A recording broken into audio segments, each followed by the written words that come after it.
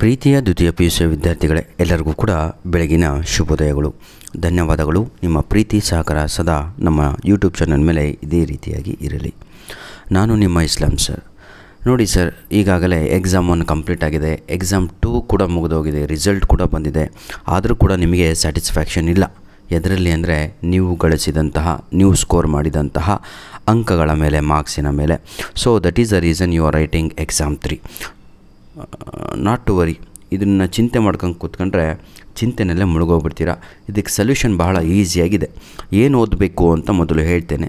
ಒಂದು 10 ಸೆಕೆಂಡ್ ಕೊಟ್ಟರೆ ಸಾಕು ಸರ್. 1 ನಿಮಿಷದಲ್ಲಿ ಸಂಪೂರ್ಣವಾಗಿ ನಾನು ನಿಮಗೆ ಚಿತ್ರಣವನ್ನೇ ಬದಲಿಸಿರ್ತೇನೆ. ನಿಮ್ಮ ಮಾರ್ಕ್ಸ್ ಕಾರ್ಡಲ್ಲಿ ಅಂಕಗಳೇ ಚೇಂಜ್ ಆಗಬೇಕು ಅಂದರೆ ಏನು ಮಾಡಬೇಕು ಅಂತ ಹೇಳಿದರೆ, ಮೊದಲು ಎಕ್ಸಾಮ್ ಕಟ್ಟಿರಬೇಕು. Exam 3 model question paper 1, model question paper 2, model question paper 3. ಈ 3 ಮಾಡಲ್ ಕ್ವಶನ್ ಪೇಪರನ್ನು ದಯವಿಟ್ಟು ಪ್ರತಿಯೊಬ್ಬರು ಕೂಡ ಮೊದಲು ರೆಡಿ ಆಗಬೇಕು. ಏನು ರೆಡಿ ಆಗಬೇಕು ನೋಡಿ, ಏನು ರೆಡಿ ಆಗಬೇಕು ಅಂದರೆ ಅದನ್ನು ಸಂಪೂರ್ಣವಾಗಿ ವಿತ್ ಕೀ ಆನ್ಸರ್ ರೆಡಿ ಆಗಬೇಕಾಗತ್ತೆ. ಈ ವರ್ಷ ಮಾಡಲ್ ಕ್ವಶನ್ ಪೇಪರ್ 1, 2, 3 ಅಂತ ಏನು ನಿಮಗೆ 2024-25 ಅಕಾಡೆಮಿಕ್ ಏರಿ ಕೊಟ್ಟಿದ್ದಾರಲ್ವ, ಅದನ್ನು ರೆಡಿ ಆಗಬೇಕಾಗಿರುತ್ತೆ. ನಂತರದಲ್ಲಿ ಎಲ್ಲರ ಹತ್ರನೂ ಕೂಡ ಎಕ್ಸಾಮ್ 1 ಕ್ವಶನ್ ಪೇಪರ್ ಇದೆ, ಕೀ ಆನ್ಸರ್ ಕೂಡ ಇದೆ. ಇಲ್ಲ ಅಂತ ಹೇಳಿದರೆ ನಮ್ಮ ಯೂಟ್ಯೂಬ್ ಚಾನಲ್ ಅದಕ್ಕೋಸ್ಕರನೇ ಇರುವಂಥದ್ದು. ಕಳ್ಕೊಂಡವರು ಅಥವಾ ಕೀ ಆನ್ಸರ್ ಇಲ್ಲದೆ ಇರೋರು ಸಂಪೂರ್ಣವಾಗಿ ಫುಲ್ ಕೀ ಆನ್ಸರ್ ಸಂಪೂರ್ಣವಾಗಿ ಅಪ್ಲೋಡನ್ನು ಮಾಡಿ ಕೊಟ್ಟಿರುವಂಥದ್ದು. ನೆಕ್ಸ್ಟ್ 2025 ನಡೆದಂಥ ಎಕ್ಸಾಮ್ 2 ಲಾಸ್ಟ್ ಮಂತಲ್ಲಿ ಈ ಕ್ವಶನ್ ಪೇಪರು ಬಹಳ ಇಂಪಾರ್ಟೆಂಟ್ ಆಗಿರುತ್ತೆ. ಅಲ್ಲಿಗೆ ಎಷ್ಟು ಕ್ವಶನ್ ಪೇಪರ್ ಆಯಿತು?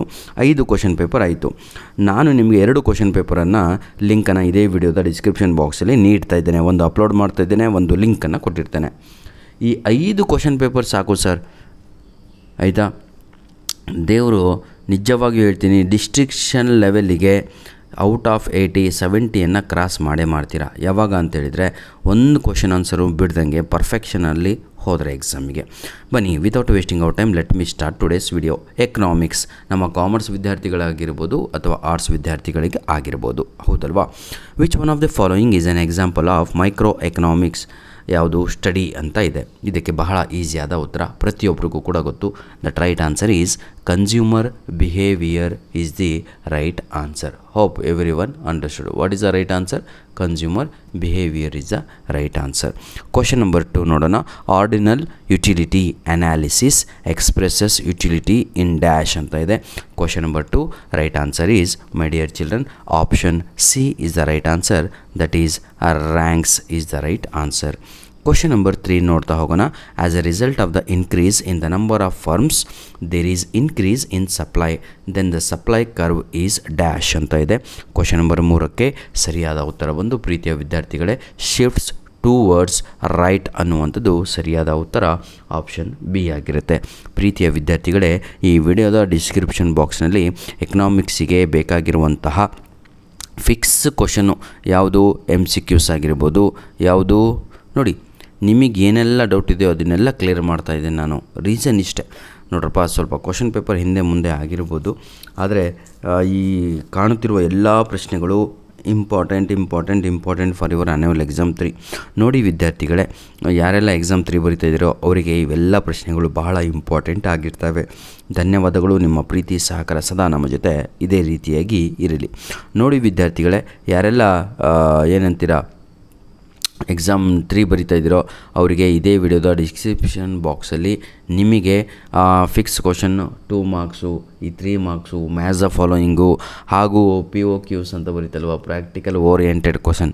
ಪ್ರೀವಿಯಸ್ ಇಯರ್ ಅಲ್ಲ ಕಣ್ರಿ POQ ಅಂತ ಹೇಳಿದರೆ, ಈಗ ನಮಗೆ ಎಕನಾಮಿಕ್ಸಲ್ಲಿ ಪ್ರಾಕ್ಟಿಕಲ್ ಓರಿಯೆಂಟೆಡ್ ಕ್ವಶನ್ಸ್ ಕೂಡ ನಾನು ನಿಮಗೆ ಕೊಟ್ಟಿರ್ತೇನೆ.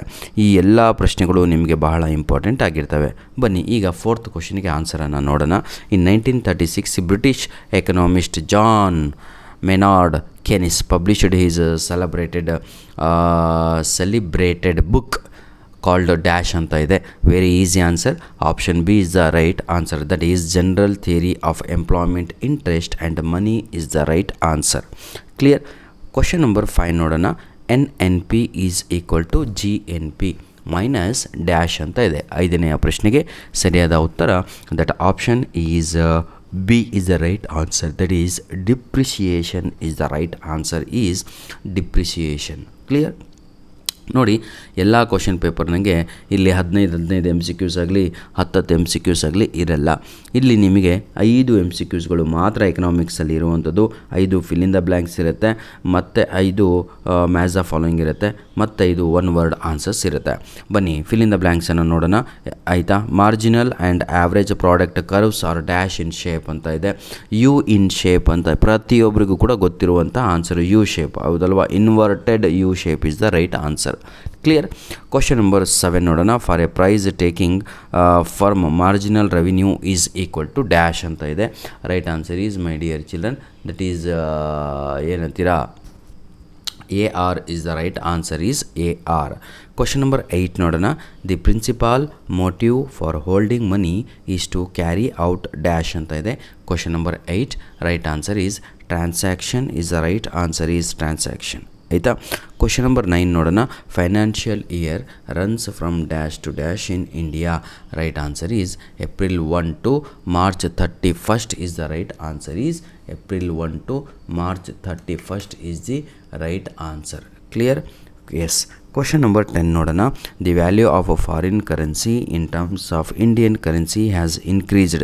This is called dash of domestic currency ಅಂತ ಇದೆ. 10ನೆಯ ಪ್ರಶ್ನೆಗೆ ಸರಿಯಾದ ಉತ್ತರ that is right answer is ಏನಂತೀರಾ 9ನೇದು ಹೇಳಲೇ ಇಲ್ವಾ? April 1 to March 31st ಅಂತ ಹೇಳಿದೆ ಅಲ್ವಾ. 8th one the principal motive that is the transaction ಅಂತ ಹೇಳಿದೆ. Again 10th answer is depreciation is the right answer.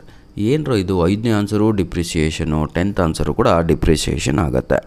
ಈಗ ಮ್ಯಾಚ್ ಆಫ್ ಫಾಲೋಯಿಂಗ್ ಕಡೆಗೆ ನಾವು ಹೋಗ್ತಾ ಇದ್ದೀವಿ ನೋಡಿ. ಮತ್ತೆ AR ಅಂತ ಇಲ್ಲಿ ಬಂದಿರುವಂಥದ್ದು, ಹೌದಲ್ವಾ. ಕ್ವಶನ್ ನಂಬರ್ 11 AR ಇದಕ್ಕೆ ಸರಿಯಾದ ಉತ್ತರ TR/Q is the right answer. Possibility of super normal profit ಅಂತ ಇದಲ್ವಾ, ಇದಕ್ಕೆ ಸರಿಯಾದ ಉತ್ತರ ಬಂದು ನನ್ನ ಪ್ರೀತಿಯ ವಿದ್ಯಾರ್ಥಿಗಳೇ, ಹೌದಲ್ವಾ. ಯಾವುದು? ಎಸ್ ನೋಡಿ, attracts new firm is the right answer is possibility of new. ಇದಕ್ಕೆ ಸರಿಯಾದ ಉತ್ತರ ಅವರೇ ಕೊಟ್ಬಿಟ್ಟಿದ್ದಾರೆ ಆಯಿತಾ.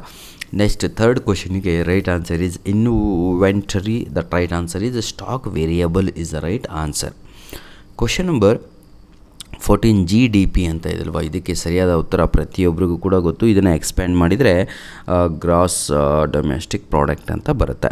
15ನೆಯ ಪ್ರಶ್ನೆ ಸೇವಿಂಗ್ಸ್ ಅಂತ ಹೇಳಿದ್ರೇ ಅವರೇ ಕೊಟ್ಟುಬಿಟ್ಟಿದ್ದಾರೆ. Y-C ಅನ್ನುವಂಥದ್ದು ಸರಿಯಾದ ಉತ್ತರ ಆಗಿರುತ್ತೆ. ಇಲ್ಲಿಗೆ 15 ಅಂಕಗಳು ನಮ್ಮ MCQಸಲ್ಲಿ ಎಲ್ಲರಿಗೂ ಕೂಡ ಮುಗಿದು ಹೋಗಿದೆ, ಹೌದಲ್ವಾ. ಅಂದರೆ ಪಾರ್ಟ್ ಏನಲ್ಲಿ 5 MCQs, 5 fill in the blanks, 5 match of following ಆಯಿತು. ಈಗ 1 ಮಾರ್ಕ್ಸ್ ಕ್ವಶನ್ಸ್ಗಳನ್ನು ನೋಡ್ತಾ ಹೋಗೋಣ. ಯಾವುದಾದ್ರೂ 5 ಬರೀಬೇಕಿಲ್ಲಿ. What is positive economics analysis ಅಂತ ಇದೆ ನೋಡಿ. What is positive economics analysis ಅಂತ ಇದೆ. 16ನೆಯ ಪ್ರಶ್ನೆ ಭಾಳ ಈಸಿಯಾಗಿ ಕೊಟ್ಟಿರುವಂಥದ್ದು. ಪಾಸಿಟಿವ್ ಎಕನಾಮಿಕ್ಸ್ ಅನಾಲಿಸಿಸ್ ಅಂತ ಹೇಳಿದರೆ ಫಂಕ್ಷನ್ ಆಫ್ ದಿ ಎಕನಾಮಿ ಅನ್ನುವಂಥದ್ದೇ ಸರಿಯಾದ ಉತ್ತರ ಆಗಿರುತ್ತೆ. ಫಂಕ್ಷನ್ ಆಫ್ ದಿ ಎಕನಾಮಿ ಆಯಿತಾ. ನೋ ವ್ಯಾಲ್ಯೂಯೇಷನ್ ಅಂತ. ಡಿಫೈನ್ ನಾರ್ಮಲ್ ಪ್ರಾಫಿಟ್ ಅಂತ ಕೊಟ್ಟಿದ್ದಾರೆ. ಭಾಳ ಈಸಿ ಅಲ್ವಾ ಇದು ಕೂಡ. Minimum level of profit that is needed to keep a firm in the existing business is called normal profit. I repeat, minimum level of profit that is needed to keep a firm in the existing business is called normal profit. Question number 18 ನೋಡೋಣ. Expand CRR ಅಂತ ಇದೆ. Cash reserve ratio is the right answer. I repeat, cash reserve ratio is the right answer. Question number 19 ನೋಡಿ. Mention 2 fiscal variables which influence aggregate demand ಅಂತ ಇದೆ. 19ನೆಯ ಪ್ರಶ್ನೆಗೆ ಸರಿಯಾದ ಉತ್ತರ tax and government expenditure is the right answer. Tax and government expenditure is the right answer. Question number 20 my dear children, who are free Riders ಅಂತ ಇದೆ. ಎಲ್ಲರಿಗೂ ಕೂಡ ಗೊತ್ತಿದ್ದು free Riders R the non paying users of public goods ಅಂತ ಇದೆ ಅಲ್ವಾ, ಅದು ಸರಿಯಾದ ಉತ್ತರ ಆಗಿರುತ್ತೆ. ಭಾಳ ಈಸಿಯಾಗಿ ಇರುವಂತಹ ಪ್ರಶ್ನೆ ಪತ್ರಿಕೆ. ಸ್ವಲ್ಪ ಆ ಕಡೆ ಈ ಕಡೆ ಹೋಗಿದೆ ಪೇಜಸ್ಸು, ನಾಟ್ ಟು ವರಿ. ನೋಡಿ, ಇದೇ ವಿಡಿಯೋದ ಡಿಸ್ಕ್ರಿಪ್ಷನ್ ಬಾಕ್ಸಲ್ಲಿ ನಿಮಗೆ ಪಾಸಿಂಗ್ ಪ್ಯಾಕೇಜ್ ಕೂಡ ಕೊಟ್ಟಿರ್ತೇನೆ ಆಯಿತಾ. ಇದೇ ವಿಡಿಯೋದ ಡಿಸ್ಕ್ರಿಪ್ಷನ್ ಬಾಕ್ಸಲ್ಲಿ ನಿಮಗೆ 2 ಮಾರ್ಕ್ಸು 3 ಮಾರ್ಕ್ಸ್ ಇಂಪಾರ್ಟೆಂಟ್ ಕ್ವಶನ್ಸನ್ನು ಕೊಟ್ಟಿರ್ತೇನೆ. POQsಗಳನ್ನು ಕೊಟ್ಟಿರ್ತೇನೆ. ಭಾಳ ಇಂಪಾರ್ಟೆಂಟ್ ಆಗಿರುವಂಥ ಪ್ರಶ್ನೆ ಪತ್ರಿಕೆಗಳ ಲಿಂಕ್ಸ್ಗಳನ್ನು ಕೊಟ್ಟಿರ್ತೇನೆ. ಆದಷ್ಟು ನಿಮಗೇನು ಬೇಕು ಎಲ್ಲದೂ ಕೂಡ ಇದೇ ವಿಡಿಯೋದ ಡಿಸ್ಕ್ರಿಪ್ಷನ್ ಬಾಕ್ಸಲ್ಲೇ ನೀಡಿರ್ತೇನೆ. ಮತ್ತೆ ತಾವುಗಳು ಹುಡುಕುವ ಅವಶ್ಯಕತೆ ಇರುವುದಿಲ್ಲ. ಧನ್ಯವಾದಗಳು. ಸದಾ ಖುಷಿಯಾಗಿರಿ. ಬರೆದು ಪ್ರಾಕ್ಟೀಸ್ ಮಾಡಿದರೆ ಎಕ್ಸಾಮಲ್ಲಿ ಒಳ್ಳೆಯ ಅಂಕಗಳನ್ನು ತೆಗಿತೀರಾ ಅಂತ ಹೇಳ್ತಾ ವಿಡಿಯೋನ ಇಲ್ಲಿಗೆ ಮುಗಿಸ್ತಾ ಇದ್ದೇವೆ. ಧನ್ಯವಾದಗಳು.